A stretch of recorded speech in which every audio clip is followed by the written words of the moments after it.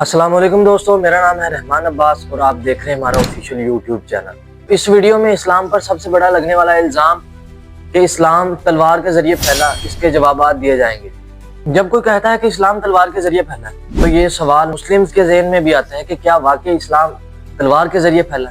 अगर हाँ तो इस बात से दुनिया में कितने लोग मुतमईन हैं?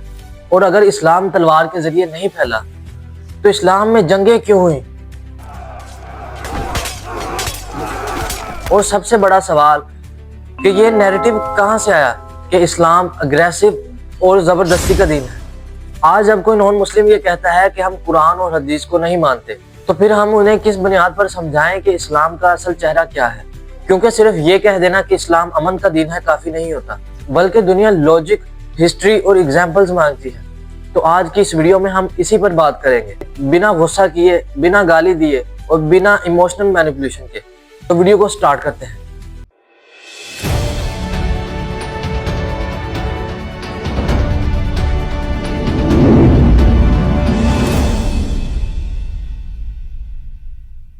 सबसे पहले ये जानना बहुत जरूरी है, Islam was separate by the sword, यानी इस्लाम तलवार के जरिए फैला है। ये एक हिस्टोरिकल स्लोगन है, ना कि कोई प्रूवन फैक्ट है।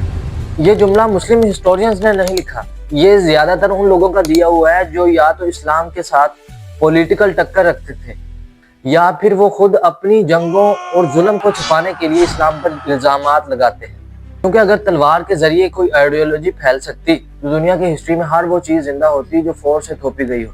लेकिन असल में फोर्स के जरिए लोग मजबूरी के तौर पर कबूल तो कर लेते हैं लेकिन दिल से तस्लीम नहीं करते। इसलिए हम देखते हैं कि बहुत सी एम्पायर्स जो ख़त्म हो गई हैं और उनकी तलवारों को जंग खा गया है, लेकिन इस्लाम आज भी जिंदा है। और ये सवाल खुद ही एक जवाब बन जाता है। अब यहाँ से वीडियो एक और लेवल पर चली जाती है, क्योंकि अगर इस्लाम सिर्फ तलवार के जरिए ही फैलता तो फिर उसकी शुरुआत तलवार से होती। लेकिन हिस्ट्री बताती है कि इस्लाम के पहले 13 साल बिना किसी जंग, बिना किसी रिटेलिएशन और बिना किसी आर्मी के गुजरे। और यहाँ पर एक लॉजिकल सवाल उठता है जिसे अक्सर लोग इग्नोर कर देते हैं। अगर इस्लाम तलवार के जरिए ही फैलना होता तो उसकी शुरुआत ही तलवार के जरिए होती, मगर ऐसा नहीं है। क्योंकि अगर हम हिस्ट्री की गहराई में जाएं तो हमारे सामने वो मंजर आता है कि जब नबी करीम सल्लल्लाहु अलैहि वसल्लम के सहाबा पर जुल्म हुआ, वो किसी जंग का नतीजा नहीं था, बल्कि वो सिर्फ इस बात का नतीजा था कि उन्होंने एक नया दीन कबूल किया। हज़रत बिलाल रज़ी अल्लाह ताला अन्हु को गर्म रेत पर लेटा दिया जाता और उनके सीने पर पत्थर रख दिए जाते। इस कदर जुल्म किया जाता किस वजह से? कि वो कहते थे वो एक है।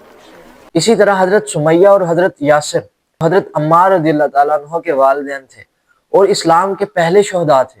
उन पर इस कदर जुल्म किया गया। हजरत खुबाब रज़ियल्लाहु ताला अन्हु को अंगारों पर घसीटा गया। अगर इस्लाम तलवार के जरिए फैलना होता तो ये मौका था कि तलवार उठाई जाती, लेकिन इन सब के बावजूद उनके हाथ में तलवार नहीं थी। ये लोग इस्लाम फैला नहीं रहे थे, बल्कि अभी तो ये इस्लाम पर खुद कायम थे।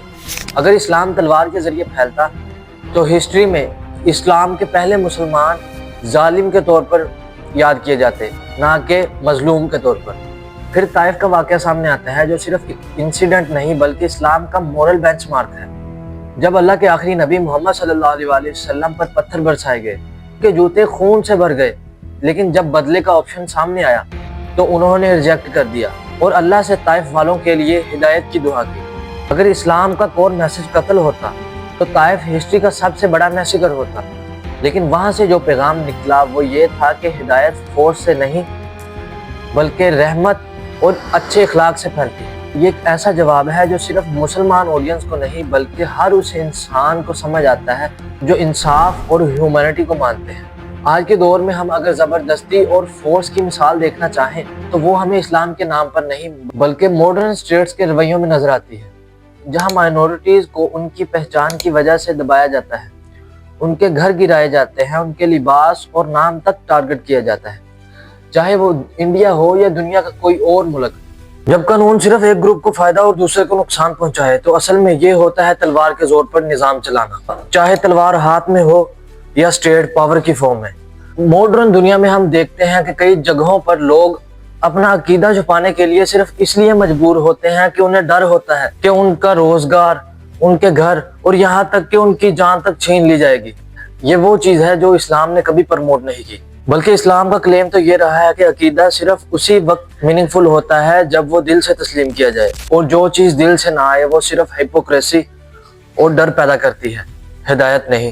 اگر اسلام واقعی تلوار کے زور پر پھیلا ہوتا تو آج اسلام صرف ان علاقوں تک محدود رہتا جہاں مسلم آرمیز پہنچی تھی، لیکن ریالٹی یہ ہے کہ دنیا کے بہت سے وہ علاقے، بہت سے وہ ملک جہاں مسلم آرمیز کبھی پہنچی ہی نہیں، وہاں اسلام سب سے زیادہ پھیلا ہے۔ ساؤتھ ایسٹ ایشیا، افریقہ کا کئی حصہ اور آج کا یورپ اور امریکہ اسی کی ایگزامپلز ہیں۔ یہاں اسلام بغیر کسی فوج اور بغیر کسی تلوار کے صرف تجارت، اخلاق اور پرسنل ایگزامپلز کے ذریعے پھیلا ہے۔ یہ چیز کسی بھی نیوٹرل آبزرور کو سوچنے کے لیے مجبور کر دینے والی ہونی چاہیے۔ اسلام میں جنگ کا اصل مقصد یہ تھا کہ ظلم کا راستہ روکا جائے، نہ کہ ظلم کا نیا سلسلہ شروع کیا جائے۔ اسی لیے جب اسلام کو پاور ملی تو اس نے اپنے مخالفین کے ساتھ بھی ایسا رویہ اختیار کیا جو اس وقت کی دنیا کے لیے بالکل نیا تھا۔ معافی، امن اور کو ایگزسٹنس کو پریفرنس دی گئی، جبکہ دنیا کے باقی امپائرز صرف بدلے اور قتل پر یقین رکھتے تھے۔ یہ فرق سمجھنا بہت ضروری ہے، ورنہ ہم ہر ڈیفینسو ایکشن کو اگریشن سمجھ کر غلط نتیجہ نکال لیتے ہیں۔ آج کے دور میں اسلام کو تلوار کے ساتھ جوڑنا اصل میں اسلام پر نہیں بلکہ مسلمانوں کے خوف پر جڑا نیریٹو ہے۔ جب کوئی چیز سمجھی نہ جائے تو اسے سمپلیفائی کر کے اسکیری لیبل دے دیا جاتا ہے۔ اسلام کے کیس میں وہ لیبل تلوار کا لیبل ہے، جبکہ اصل میں اسلام ایک مورل فریم ورک ہے جو انسان کو پاور کے باوجود ظلم سے روکتا ہے اور کمزوری کے باوجود ناانصافی کو قبول کرنے سے منع کرتا ہے۔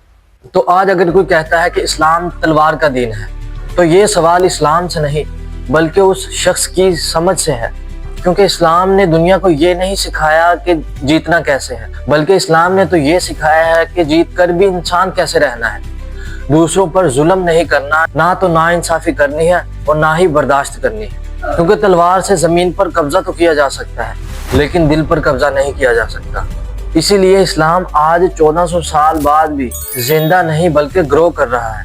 اگر آپ اسلام کو سمجھنے کے لیے تھوڑی سی ایمانداری دکھائیں تو آپ کو یہ نظر آئے گا کہ اسلام زبردستی کا دین نہیں بلکہ یہ وہ دین ہے جو آپ کو ناانصافی کے اندھیرے میں سے نکال کر انصاف کی روشنی تک پہنچا دیتا ہے۔ تو امید کرتا ہوں کہ آپ کو یہ ویڈیو اچھی لگی ہوگی۔ اگر یہ ویڈیو اچھی لگی ہو تو ویڈیو کو لائک کریں، چینل کو سبسکرائب کریں اور اپنی رائے کمنٹس میں دیں تاکہ ہم آئندہ آنے والی ویڈیو میں اور مزید محنت کر سکیں اور آپ کے لیے اچھا کنٹینٹ لا سکیں۔ تو ملتے ہیں اسی طرح کی ایک اور دلچسپ اور حقیقت بھری ویڈیو کے ساتھ، تب تک کے لیے اللہ حافظ۔